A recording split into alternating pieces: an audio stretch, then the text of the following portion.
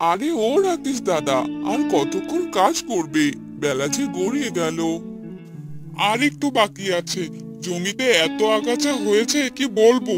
এগুলো পরিষ্কার না করলে যে ফসল ভালোভাবে হবে না। হ্যাঁ সেটাই তো। আমি আমার জমিতে জল দিতে এসেছি। জমির মাটিতে ফেটে গেছে। হ্যাঁ দাদা, আজ বাজারে যাবে না? বউ তো বাজারে যেতে বলেছিল, কিন্তু আমার তো শরীরটা ভালো লাগছে না, তাই আজ আর যাবো না। ঠিক আছে দাদা, আমি বরং বাড়িতে গেলাম। আমার জল দেয়া শেষ। ঠিক আছে দাদা, আপনি যান তাহলে। আমি কাজ শেষ করেই যাব। এই বলে শ্যামল সেখান থেকে চলে গেল। আর রাকেশ জমিতে কাজ করতে লাগলো। তারপর বাড়িতে চলে গেল। গিন্নি, ও গিন্নি, কোথায় গেলে তুমি?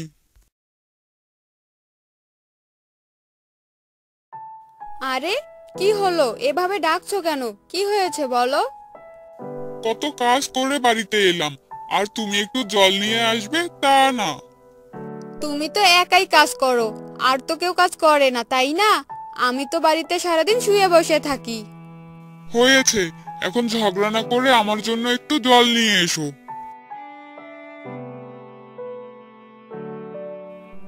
এরপর রাকেশের বউ রাকেশের জন্য জল এনে দেয়। আর রাকেশ বারান্দায় বসে জল খেয়ে নেয়। গোসল করে এসো, আমি তোমার খাবার বেড়ে দিচ্ছি। এরপর রাকেশ গোসল করতে যায়। তাদের গ্রামে থাকতো এক মোড়ল। সবাই তাদের ফসলের অর্ধেক অংশ মোড়লকে দিয়ে দিত। আর গ্রামের সব কৃষকদের জমি নিয়ে মোড়ল খুব সুখে দিন কাটাচ্ছিল। হ্যাঁ রে লালু, সব কৃষকদের কি খবর? এবার সবার জমিতে ফসল কেমন হয়েছে? আরে মালিক, আপনি কোনো চিন্তা করবেন না। ফসল ভালো হোক বা খারাপ হোক, আপনি আপনার ভাগটা ঠিক পেয়ে যাবেন। হ্যাঁ হ্যাঁ, তা তুই একদম ঠিক কথাই বলেছিস। যা, এবার আমার জন্য চা নিয়ে আয়।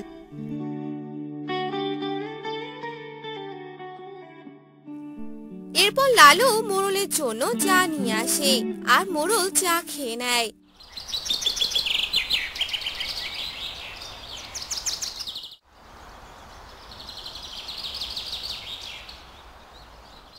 আর একদিন রাকেশ মোড়লের বাড়িতে আসে। মোড়ল মশাই, ও মোড়ল মশাই, কোথায় গেলেন আপনি? আরে কি হলো, আমায় এভাবে ডাকছিস কেন? মোড়ল মশাই, আমায় কিছু টাকা ধার দিন। জমিতে যে সার দিতে হবে। টাকা দিব ঠিক আছে, তবে এবার ধান যেন একটু বেশি পাই, বুঝলে? আগের বার তো কম দিয়েছিলি। ভালো ফসল হলে আমি আপনাকে বেশি করে ফসল দিব। এত কথা শুনতে চাই না, এবার ফসল একটু বেশি চাই। এরপর মোড়ল রাকেশকে টাকা দিয়ে দিল। আর রাকেশ সেখান থেকে চলে গেল। আর জমিতে গিয়ে সার দিল। আর এভাবেই অনেকদিন চলে গেল।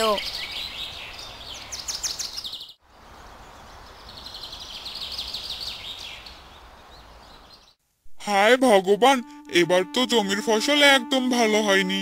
এবার কি হবে? মোড়ল মশাইকে আমি কি জবাব দিব? জমির এমন অবস্থা দেখে রাকেশ বাড়িতে চলে গেল। বাড়িতে গিয়ে বউকে ডাকতে লাগলো। গিন্নি, ও গিন্নি, এদিকে শুনে যাও। কি হয়েছে বলো, ডাকছো কেন? জমির অবস্থা তো ভীষণ খারাপ। ফসল যা হয়েছে তাতে করে আমরা কি নিব, আর মোড়ল মশাইকে বা কি দেব? এবার কি হবে বলো তো?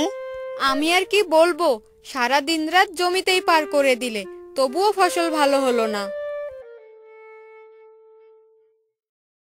আরে ও রাকেশ দাদা, মালিকের ভাগটা কবে দিবে শুনি? এবার ফসল যে ভালো হয়নি, মোড়ল মশাইকে বলো সামনের ফসল যোগ করে একসাথে দিয়ে দিব। না না, এসব কথা চলবে না। মালিক বলেছে ফসল নিয়ে তারপর বাড়ি যেতে। আর তুমি যদি না দাও তাহলে আমি সব ফসল কেটে নিয়ে চলে যাব। না না, এমনটা করো না। তুমি সব ফসল নিয়ে গেলে আমরা খাবো কি? সংসার চলবে কি করে? আর সবগুলো ফসল কেটে নিয়ে গেল। আর রাকেশের কিছুই করার থাকে না। হ্যাঁ গো, এখন কি আমরা না খেয়ে থাকবো নাকি? মোড়লের কর্মচারী যে সব ফসলগুলো নিয়ে গেছে। গিন্নি, এখন যে আমার আর কিছুই করার নেই, এখন যে অন্য কোনো উপায় ভাবতে হবে। এত কিছু আমি ভাবতে পারবো না, যা করার তুমি একাই করো, বুঝলে? কথা বলে রাকেশের বউ কাজ করতে চলে গেল।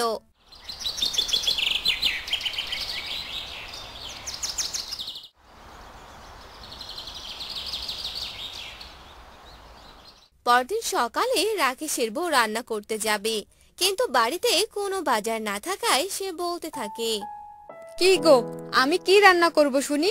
বাড়িতে যে কোনো বাজার নেই। তুমি বরং বাগান থেকে কয়টা কচু উঠিয়ে নিয়ে এসো। কথা শুনে রাকেশের বউ বাগান থেকে কিছু কচু উঠিয়ে নিল আর সেগুলো রান্না করলো। মারে, আমায় কিছু খেতে দে তো, অনেক দূর থেকে হেঁটে এলাম, অনেক যে খিদে লেগেছে। হ্যাঁ বুড়িমা, বসে পড়ুন, আজ কচু রান্না করেছি, খেয়ে নিন। এরপর তারা সবাই একসাথে খাবার খেয়ে নিল। খাবার শেষ করে সেই বুড়ি বলতে থাকে, কচুগুলো খেতে তো অনেক স্বাদ, তোরা কি এই কচুগুলো চাষ করেছিস?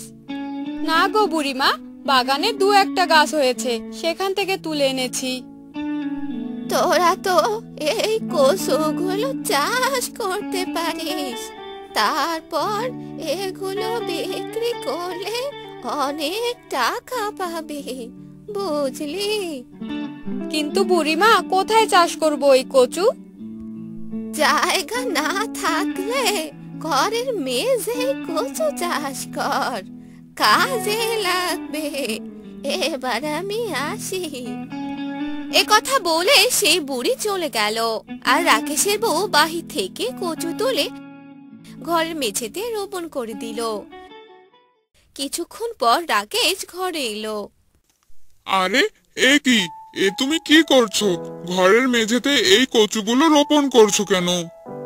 আরে, আমি ঘরের মেঝেতে কচু চাষ করব, তারপর এগুলো বাজারে বিক্রি করব। এগুলো করে লাভ কি? তুমি শুধু দেখে যাও কি হয়। এভাবেই অনেকদিন চলে যায়।